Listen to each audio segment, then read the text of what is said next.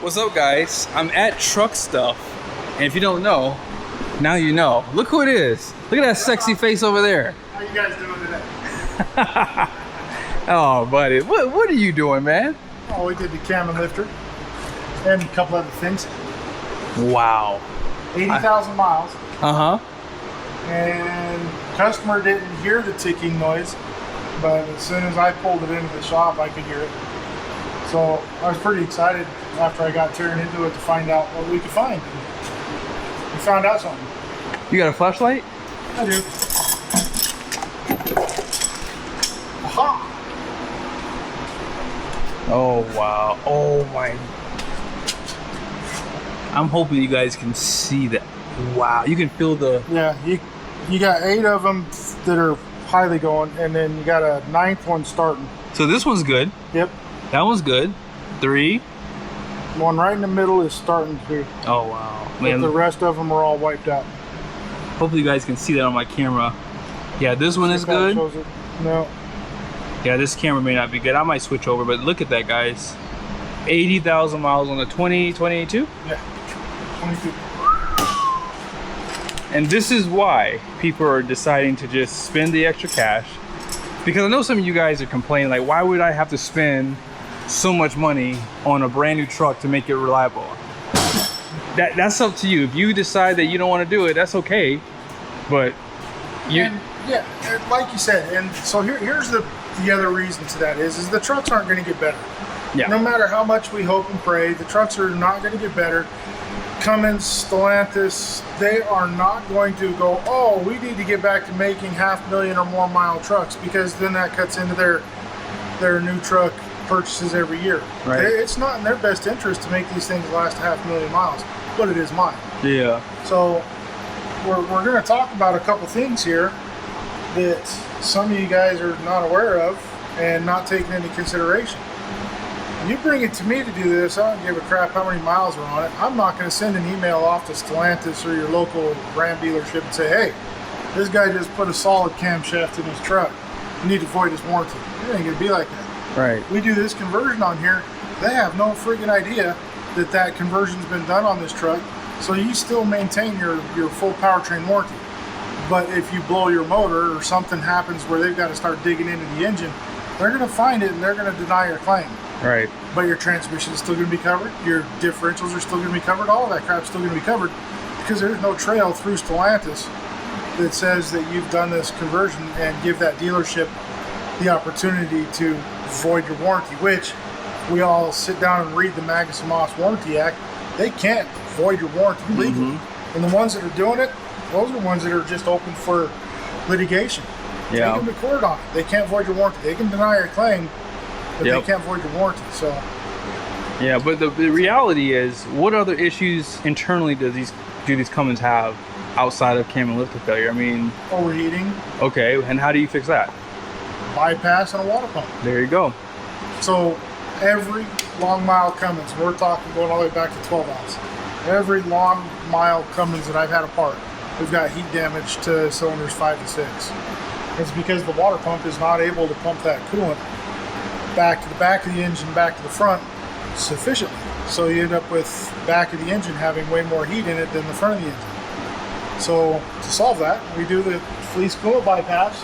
Yep. That's what this part is right here. Right here. Adds another thermostat on the back of the engine. Right there. And then we also have the bulletproof diesel water pump that is slightly smaller on the turbine to overdrive a little bit. There's a lot more benefits to that water pump over a factory water pump. And just like you're going to hear in the video that I'm doing on this truck, I'm going to say it again right here. For those of you who are naysayers or whatever, every once in a while I'll get the comment of, I've had my truck 300,000 miles, I've never had a water pump go out on it. You're one of the lucky few, buddy. Yep. And that's the pure honest truth to it. They've gone through recalls on that water pump. The last one was a T51 recall because they're junk. So they have to redesign it and whatever to make it to where it doesn't fail out on, the 100,000 mile warranty. So they come out with the T51 recall and put out that piece of crap. Now, if you go to your parts department at your local Mopar dealer and you try and buy that water pump for your vehicle, it's $799.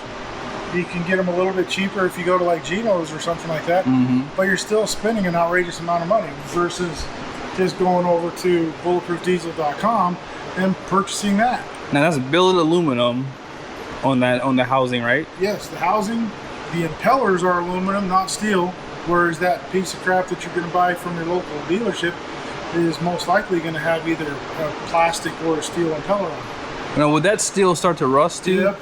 Yeah, see? And it throws the contaminants right into your cooling system, and anybody who's owned Rams for any significant amount of time knows that their cooling systems suck.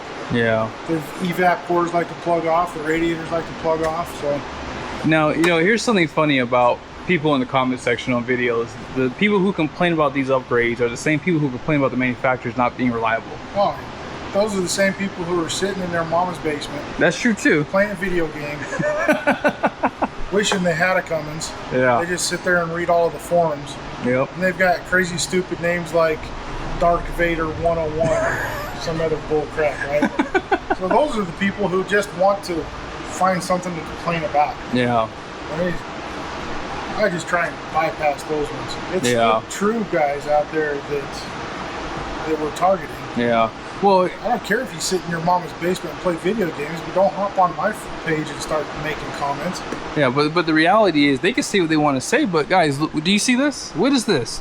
Cab off. This is like your first day in business in the shop. And look what he's doing. So whether you complain or not about people spending their own money to make their truck more reliable, this guy wants to keep this truck a long time. I've shown you the facts. I've shown you the truth. I'm 100% transparent with what I do. You watch my videos from the very beginning. I give you the broken parts and then say, this is what we got to put in there to fix it. Yeah, well, one more time for those push rods. Are they over here? Oh, I've got them over here, though. Well, let's just show them one more time just in case. Dion, do you have those, the old rocker arms? Yes. Yeah. You can't really see nothing on those, though. Okay. What about the rollers? Nothing wrong with any of the rollers. Oh, that's good. So okay. this one was caught in time. We definitely caught this one in time before we had massive failure on anything. Well, and this is a chain reaction too. When these go, and really sometimes these can just go right through the side of the. This one go through the side of the block. Okay. What will happen is the wear on this creates an additional amount of slack in the system.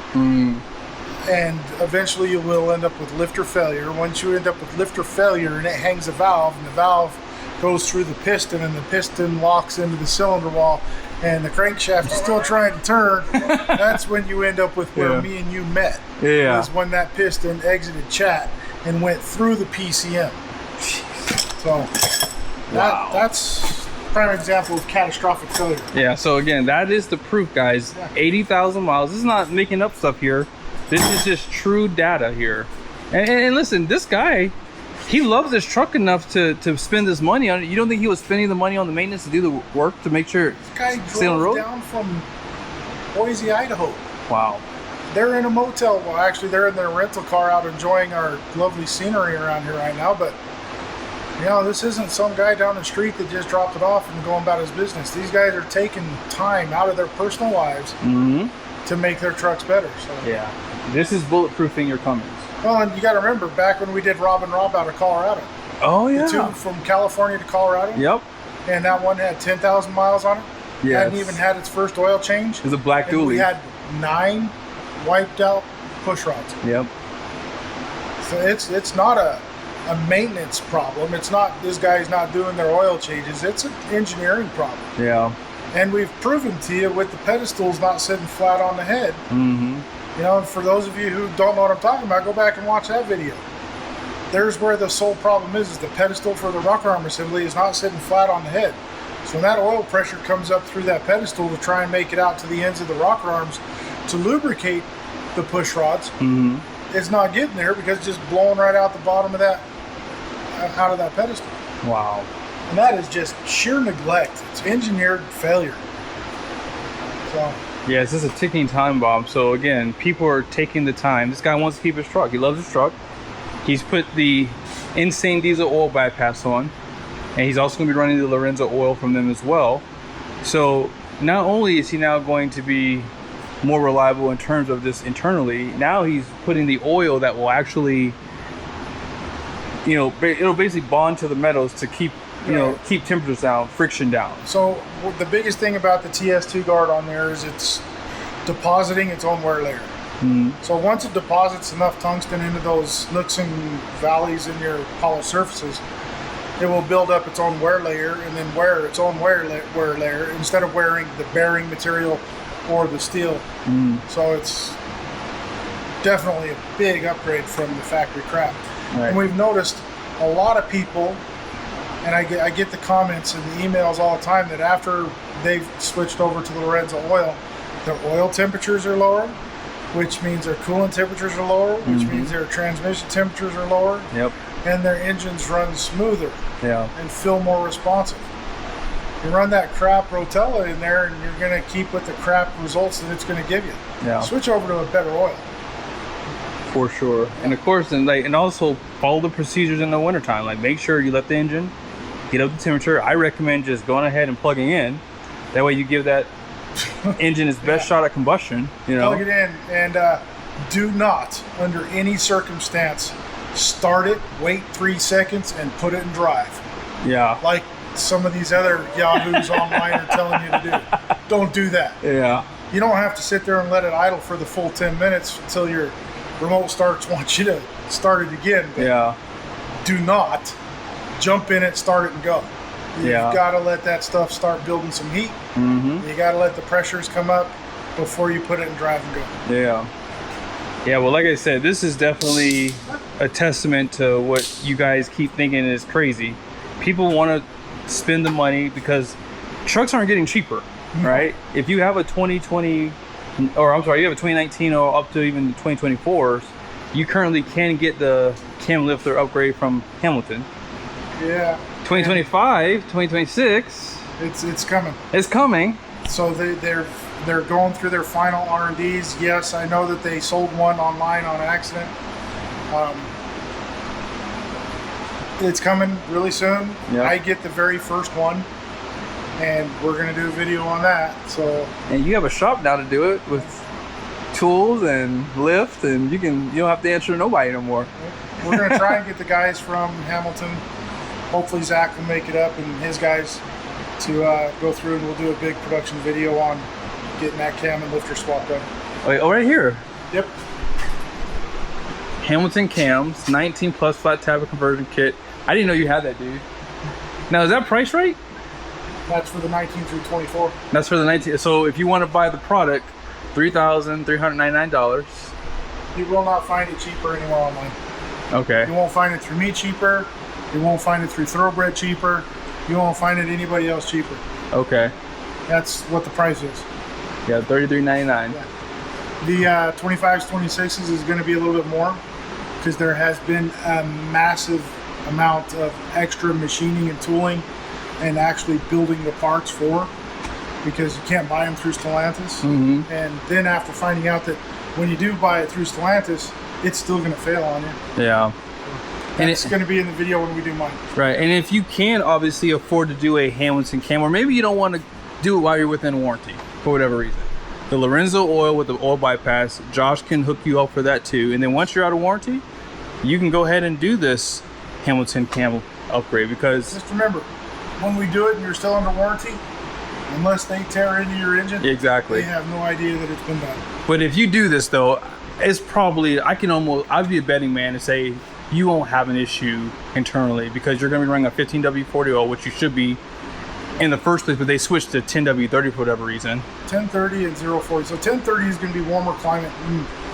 How Stellantis engineers came up with this, let's put the 1030, the thinner oil in the warmer climate, makes absolutely no sense. And well, we know that the reason why they want a 040 or a 1030 has nothing to do with what's good for your engine.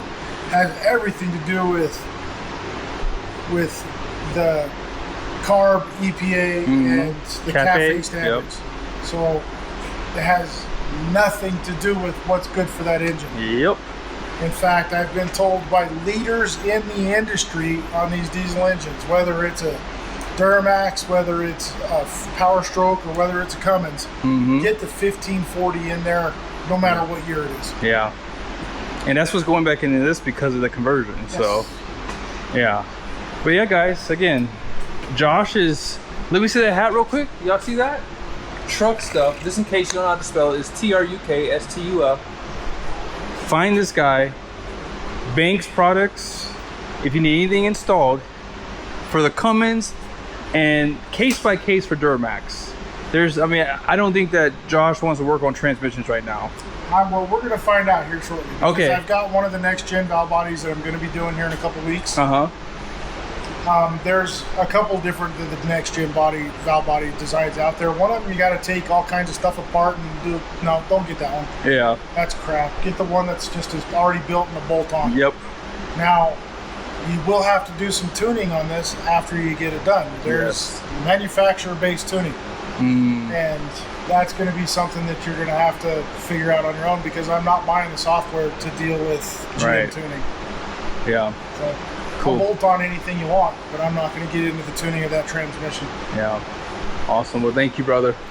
You're the chief. Thank you. And you're definitely, like I said, this is like one of the first trucks guys, and already we got cab off, cam lifter put in, and more to come. Here's cam truck. Look at that beautiful beast. Psych! This is the hollow one, right? Yeah. Look at that. That's a freeze plug. These are hollow. That's why they went to all the different supports down the middle now. Yeah, there's a little bit of wear on this thing, though. Typical for a roller. Okay. Cool. That's awesome, man. I wish you guys could have seen. Well, you know what? You're gonna have more of these coming to the shop. I'll come on a day where he starts, and I'll stay as long as I can, and you guys we can compare everything, really, all the rocker arms, everything, so you guys can see what you're getting in this kit. So they've done all their testing from Hamilton. Well, he does on all of the high wear areas. He does a DLC coating on. Oh wow. Yeah, he's thought it through. Unbelievable. That's awesome. In fact, Zach Hamilton does more for product testing than any other company I've ever known.